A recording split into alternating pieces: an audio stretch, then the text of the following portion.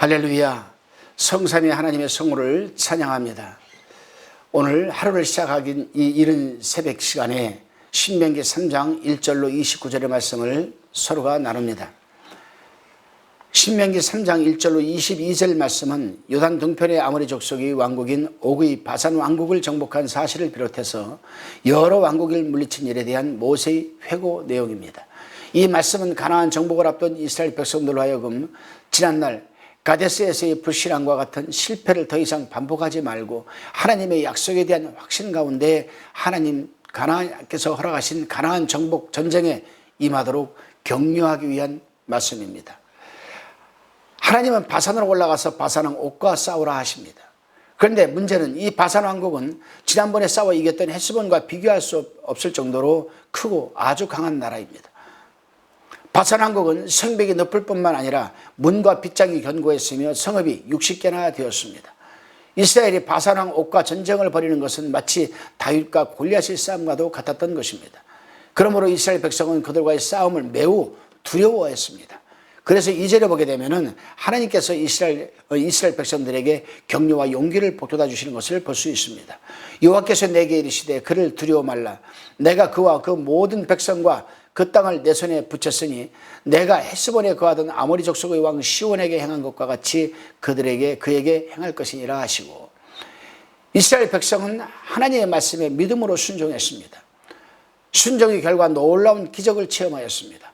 이스라엘이 체험한 기적은 이길 수 없는 왕 옥의 군대를 크게 이겼다는 것입니다. 하나님의 말씀을 믿고 순종하는 자에게 기적을 체험하게 하는 것입니다.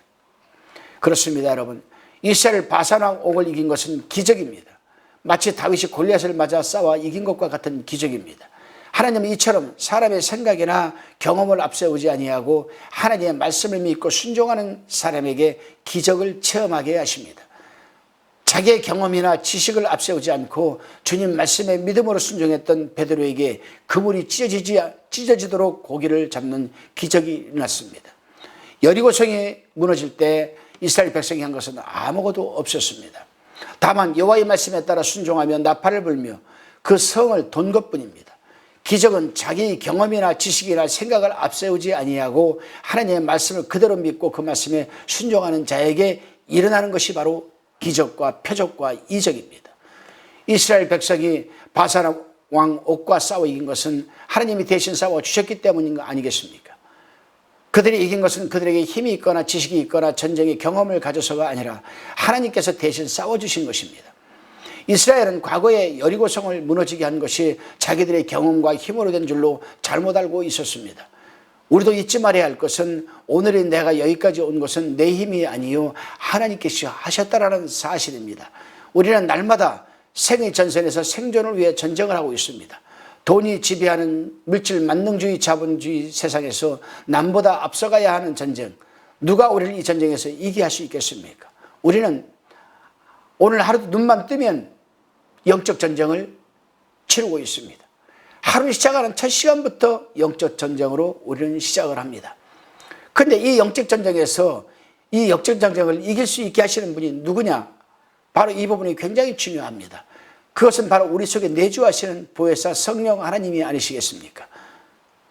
거룩한 교회의 일원으로 부름받은 그리스도인답게 날마다 승리하며 구별된 삶을 살아갈 수 있는 방법이 또한 우리 속에 내주하시는 성령님의 인도함에 따라 순종하는 방법밖에는 없는 것입니다. 그렇습니다, 여러분. 하나님께서 싸워주셔야 합니다. 내 힘으로는 안 됩니다. 왜요? 한 치 앞도 내다볼 수 없는 그러한 제한적인 삶을 살고 있는 인간에게 보이지 않는 영원한 영적 세계의 삶과 싸워서 어떻게 이길 수가 있겠습니까? 성령께서 싸워주셔야 되는 것 아니겠습니까? 그러면 그분께서 싸워야 할 우리의 순종이 필요한 것이 아니겠습니까? 그렇습니다, 여러분. 우리 힘으로는 안 됩니다. 우리가 함께 찬송했던 것처럼 내 힘만 의지할 때는 패할 수밖에 없습니다. 하나님이 대신 싸워주시는 사람은 하나님만을 믿고 순종하는 사람들임을 우리는 잘 알고 있습니다.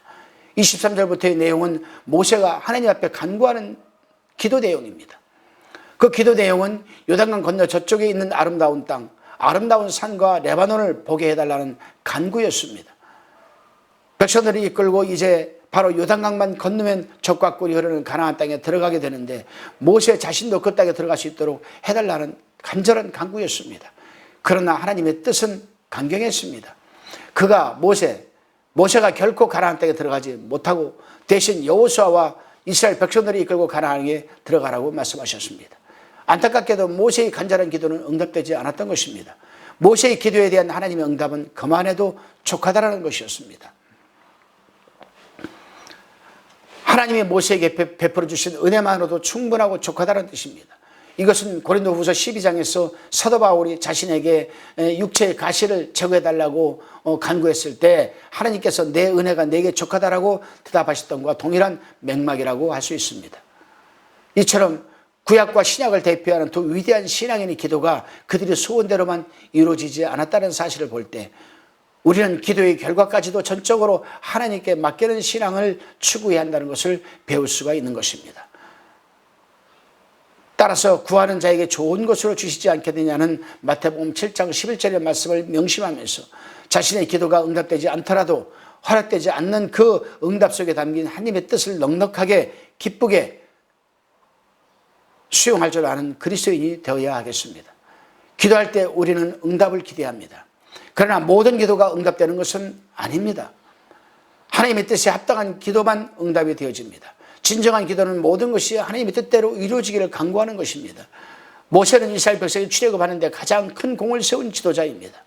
그는 불평과 불만으로 가득한 백성들이 이끌고 가나안으로 향하기 위해 광야를 지냈습니다. 모세의 소원은 단 하나였을 것입니다. 바로 가나안 땅에 입성하는 것이었습니다. 그는 하나님께 자신도 약속의 땅인 크고 아름다운 가나안에 들어가야 해달라고 간절하게 울며 기도했습니다. 모세는 젖과 꿀이 흐르는 약속의 땅에 들어갈 것을 간절히 사모하면서 40년 동안 백성들을 인도하며 많은 환난과 고난을 이기고 이곳까지 왔던 것입니다. 그는 하나님께로부터 가나안 땅에 들어가지 못한다는 말을 들었지만 다시 한번 들어가게 해달라고 기도했던 것입니다. 기도는 자신의 소원을 하나님께 아뢰는 것입니다. 하나님의 응답에 대해서 우리는 알지 못하지만 그분께 맡기고 간구하는 것이 바로 기도입니다. 때로는 우리가 하나님께 드리는 기도에 대해 하나님은 이처럼 응답하실 수 있습니다. 내가 생각하는 방법과 소원이 아니라 하나님께서 생각하신 방법과 뜻으로 응답하신다는 사실입니다. 그러므로 우리가 할 일은 하나님의 응답에 순종하는 것입니다. 긍정적인 응답이든 부정적인 응답이 아니든 어떤 상황에서도 우리는 순종밖에 없다는 것입니다. 모세는 기도의 사람입니다. 그러나 그의 모든 기도가 다 응답된 것은 아니었습니다. 그럼에도 모세는 응답되지 않는 기도에 대해서 어떤 불평이나 원망도 없었습니다. 왜냐하면 하나님께서 가장 좋은 방법으로 응답할 것이라 믿었기 때문입니다. 우리도 기도할 때 겸손하게 하나님의 뜻 앞에 엎드릴 수 있어야 하겠습니다.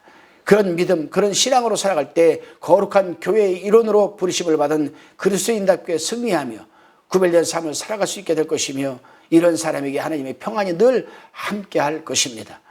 오늘 하루도 우리가 간절히 기도하는 부분에 대해서 긍정이든 부정이든 어떠한 뜻이든 하나님의 뜻에 응답에 넉넉하게 기쁘게 감사함으로 받아들이고 순종하는 하루가 되시기를 주님의 이름으로 부탁을 드립니다. 기도하시겠습니다. 주님, 응답하심도 감사요 응답되지 아니함도 감사인 것을 알게 하셨사오니 더욱 감사합니다. 사람이 생각으로 욕심으로 기도하며 살다가 주를 원망하거나 좌절하거나 낙심하지 않게 하시고 오직 주의 말씀 앞에 엎드리며 순종하며 나아갈 줄 아는 큰 믿음의 사람이 되게 하여 주옵소서. 감사드리옵고 예수 그리스도 이름으로 기도드리옵나이다. 아멘.